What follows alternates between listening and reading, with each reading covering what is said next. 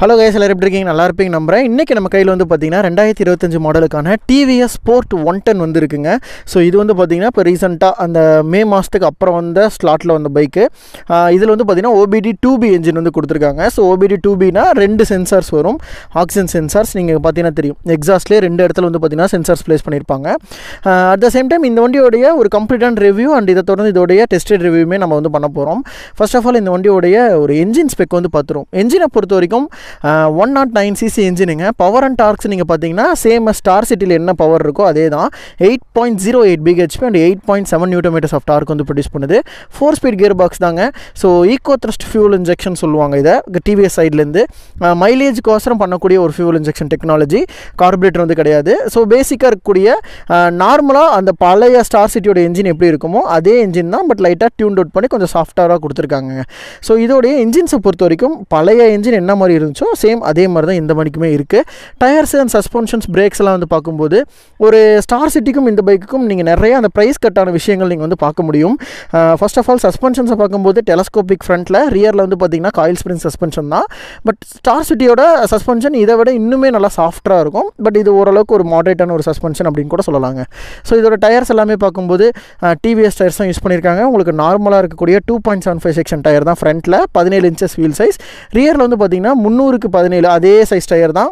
கொஞ்சம் அந்த of road பேட்டர்னில் வந்து கொடுத்துருப்பாங்க, ரேடியானில் இருக்க மாதிரியான பேட்டர்ன் இருக்கு இல்லையா. ஸோ அந்த மாதிரி ரியர் டயர் வந்து கொடுத்துருப்பாங்க. டயர்ஸ் எல்லாமே வந்து பார்த்திங்கன்னா இந்த வண்டி வந்து டியூப் டயரோட வருது. பட் ஆனால் ஸ்டார் சிட்டி நீங்கள் போகும்போது டியூப்லெஸ் டயர்ஸ் வரும். எனக்கு தெரிஞ்சு இது ஒரு ட்ராபேக்காக தான் நான் இந்த வண்டியில் பார்க்குறேன். ஏன்னா நிறையா மாடல் இப்போ இருக்க HF 100 வந்து பார்த்திங்கன்னா வரும்போது டியூப்லெஸில் தான் வந்துச்சு.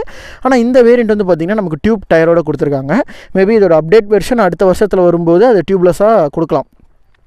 நெக்ஸ்ட் இதோடைய அந்த லைட்ஸோட செக்மெண்ட்ஸ்லாம் பார்க்கும்போது ஃபுல் அண்ட் ஃபுல் அந்த அவுட்லுக் எல்லாமே நமக்கு அந்த பழைய அவுட்லுக்ஸ் தான், அதில் எந்த மாற்றங்களும் கிடையாது.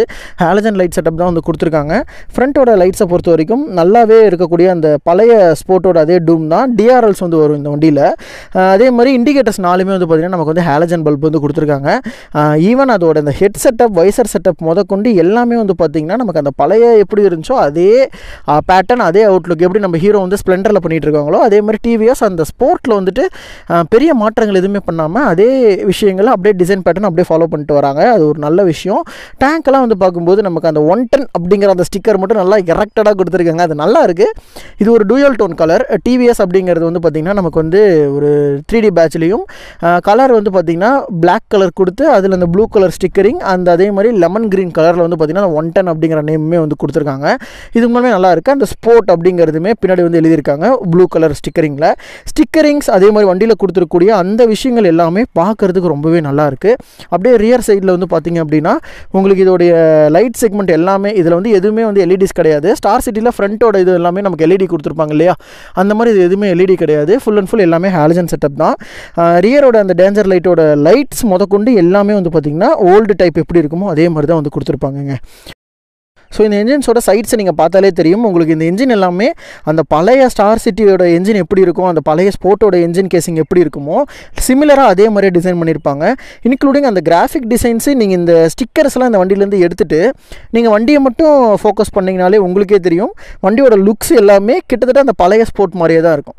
ஸோ பெரிய சேஞ்சஸ் எதுவுமே அந்த டிசைனில் வந்து பண்ணலை அவங்க. அதே மாதிரி சீட்ஸ் எல்லாம் பார்த்திங்கன்னா நல்லா கம்ஃபர்டபுளாக நல்ல குஷனியராகவே இருக்கும். 2 பேர் கம்ஃபர்டபுளாக உட்காந்துக்கலாம். அந்த ஸ்டிச்சிங் எல்லாமே வந்து பார்த்திங்கன்னா நல்லா குவாலிட்டியாக வந்து கொடுத்துருப்பாங்க. கிராப் ரயில்ஸ் மெயினாக நல்லா குவாலிட்டியாக கொடுத்துருப்பாங்க. இந்த வண்டியில் சிங்கிள் சைடு சாரி கார்டு வரும்.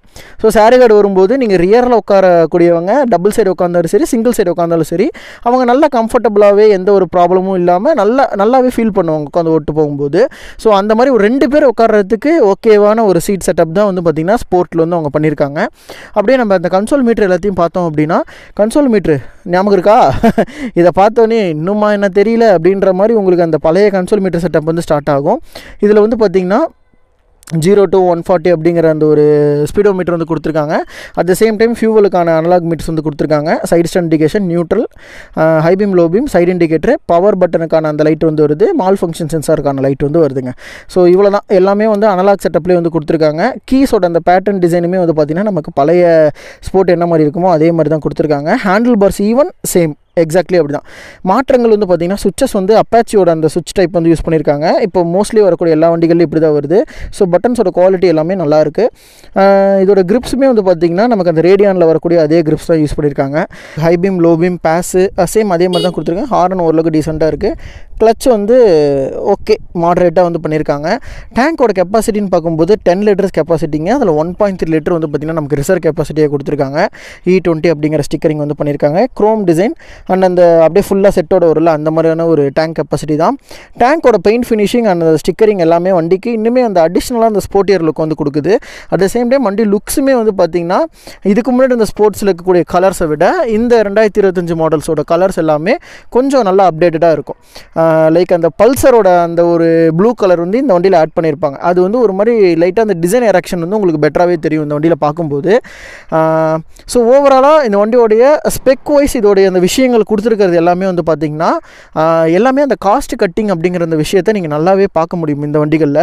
ஏன்னா இதே இன்ஜின் தான் நமக்கு ஸ்டார் சிட்டியில் வருது. அது இதை விட ஒரு 10-15,000 எக்ஸ்ட்ரா ப்ரைஸில் வருது. ஆனால் இந்த வண்டியில் ஒரு மினிமலிஸ்டிக்கான ஒரு ப்ரைஸ் வச்சு அந்த ப்ரைஸ் ரேஞ்சுக்கு ஏற்ற மாதிரியான ஃபியூச்சர்ஸே இந்த வண்டியில் நிறைய விஷயங்கள் வந்து பண்ணியிருக்காங்க. முக்கியமாக அந்த டயரில் வந்து ப்ரைஸ் குறைச்சிருக்காங்க.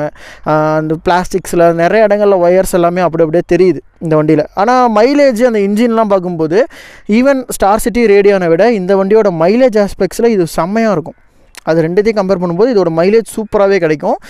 இதோடைய ப்ரைஸ் அப்படின்னு பார்க்குறப்போ இந்த வண்டியில் உங்களுக்கு சிங்கிள் டோன், டூயல் டோன்னு 2 வேரியன்ட் இருக்குது. நம்ம வச்சுருக்கிறது வந்து பார்த்திங்கன்னா டூயல் டோனுங்கிறது ஒன்றும் இல்லை, பிளெயின் கலர் போக உங்களுக்கு அந்த நார்மலாக ஸ்டிக்கர்ஸ் அது இதெல்லாம் கொஞ்சம் எக்ஸ்ட்ரா கொடுத்து ஒரு 2-3 கலர் ஆட் ஆன மாதிரி இருக்கும். அதுதான் dual tone variant. Drum variants தான் வந்து உங்களுக்கு பேசிக்காகவே வரும். இதில் சிங்கிள் வேரியண்ட்டுன்னு பார்க்குறப்போ உங்களுக்கு ப்ளைனான கலர்ஸ் வந்து கொடுத்துருப்பாங்க. பட் ஃபியூச்சர்ஸ் எல்லாமே எக்ஸாக்டாக 2 வண்டிக்குமே ஒரே மாதிரியான அதே ஃபியூச்சர்ஸ் தான். ஃபியூச்சர்ஸ் விதங்களில் எந்த ஒரு மாற்றங்களுமே 2 வண்டிக்குமே இருக்காதுங்க. ஸோ ஓவராலாக இந்த வண்டியோடைய ப்ரைஸ் ஆப்ஷன்ஸ் அப்படின்னு பார்க்குறப்போ உங்களுக்கு ஒரு 78,000 இருந்து 88,000 அந்த ஒரு ரேஞ்சஸ்லாம் இந்த வண்டியோட ப்ரைஸ் வந்து ஃபிக்ஸ் பண்ணியிருக்காங்க. ஒரு ஹச்எஃப்க்கு ஈக்குவலாக நார்மலாக ஒரு பிளாட்டினா 100 அதே மாதிரி ஒரு சிடி 100 அந்த மாதிரியான வண்டிகளுக்கு ஒரு காம்படிட்டராக தான் இந்த வண்டியுமே வந்து பார்த்திங்கன்னா டிவிஎஸ் வந்து லான்ச் பண்ணியிருக்காங்க. லைக் குவாலிட்டியுமே அந்த ப்ரைஸுக்கு ஏற்ற குவாலிட்டிஸ் இந்த வண்டியில் நீங்கள் வந்து பார்க்க முடியும். ஹச்எஃப் இந்த மாதிரியான வண்டிகளுக்கு அந்தந்த வண்டிகள் இது எல்லாமே வந்து பார்த்திங்கன்னா ஓல்டு பைக்ஸுங்க, ரொம்ப வருஷமாக மார்க்கெட்டில் இருக்கக்கூடிய ஒரு மாடல்ஸ் தான். ஸோ அப்படி இருக்கும்போது இந்த வண்டியோடைய ஃப்ரேமுமே வந்து பார்த்திங்கன்னா ஒரு பழைய டைப் ஃப்ரேம் தான். இதை என்ஜின் வேலை பார்க்குறது எல்லாமே வந்து பார்த்திங்கன்னா ரொம்ப ஈஸி, லோக்கல் மெக்கானிக்ஸ்க்கு ஈஸியாகவே தெரிஞ்ச ஒரு விஷயம். அண்ட் என்ஜினுமே வந்து பார்த்திங்கன்னா அந்த ஓல்டு என்ஜினுங்கிறனால உங்களுக்கு அந்த ஃபீல் எல்லாமே ரொம்ப நல்லாயிருக்கும். இந்த ஜென்ரேஷன்ஸ்க்கு ஏற்ற மாதிரி இந்த OBD2 என்ஜின் நார்ம்ஸ் படி எல்லாத்தையுமே வந்து பார்த்திங்கன்னா டிசைன் பண்ணியிருக்கிறது எல்லாமே நல்லாயிருக்கு. ஓவராலாக கம்யூட் வைஸ் உங்களுக்கு ஒரு நல்ல ப்ரைஸ் கம்மியாக வண்டி வந்து ரொம்ப ஈஸியாக இருக்க மாதிரி ஒரு ஏரோடைனமிக்கில் இருக்கிற ஈஸியாக இருக்க வண்டி வேணும், ஓட்டுறதுக்கு வந்து ரொம்ப ஸ்ட்ரெஸ் இல்லாமல் ரொம்ப ஈஸியாக கம்ஃபர்ட்டாக ஓட்டுற மாதிரி ஒரு வண்டி வேணும்னா நீங்கள் இந்த வண்டி வந்து சூஸ் பண்ணிக்கலாம். இதோடைய ஆன் ரோட் ப்ரைஸ் நம்ம சொன்ன மாதிரி ஒரு 78,000 88,000 உங்களுக்கு ரேஞ்சஸ் வந்து வருதுங்க, பேஸ் அண்ட் டாப் வேரியன்ட் பொறுத்து. இது டிஸ்ட்ரிக்ட் சேஞ்ச் ஆகும், இந்த ப்ரைஸ் கூட அதிகமாகவும் போகலாம். மைலேஜ் அப்படின்னு பார்க்குறப்போ உங்களுக்கு 70 to 75ங்கிறது நான் ஆவரேஜாக சொல்கிறேன். பட் அதை 80+ இந்த வண்டி மைலேஜ் கிடைக்குது. இருந்தாலும் ஒரு 70 to 75ங்கிறத நீங்கள் ஒரு ஆவரேஜ் மைலேஜாக நீங்கள் வந்து கன்சிடர் பண்ணிக்கலாங்க. ஸோ இந்த வண்டியோட ஓவராலாக நம்ம டிஸ்கஸ் பண்ண வேண்டிய விஷயங்கள் தான். இதோட டெஸ்ட் ரைடும் இதை தொடர்ந்து வரும், நீங்கள் அதையும் வந்து மறக்காமல் பாருங்கள். எனக்கு தெரிஞ்ச இந்த வண்டியில் ஒரு மைனஸ் அப்படின்னா இதோட டியூப் டயர் தான். டியூப்லெஸ் கொடுத்துருக்கலாம், பட் டியூப் டயர் கொடுத்துருக்கிறதா எனக்கு தெரிஞ்ச ஒரு மைனஸாக தோணுது. நீங்கள் என்ன நினைக்கிறீங்க அப்படின்ட்டு கீழே கமெண்ட் பண்ணுங்கள். இதை தொடர்ந்து நம்ம சேனலில் தொடர்ந்து நிறைய வண்டிகளோட மைலேஜ் வண்டிகள், பர்ஃபார்மன்ஸ் பைக் எல்லாத்தோட ரிவ்யூஸுமே வந்துட்டுருக்கோம்.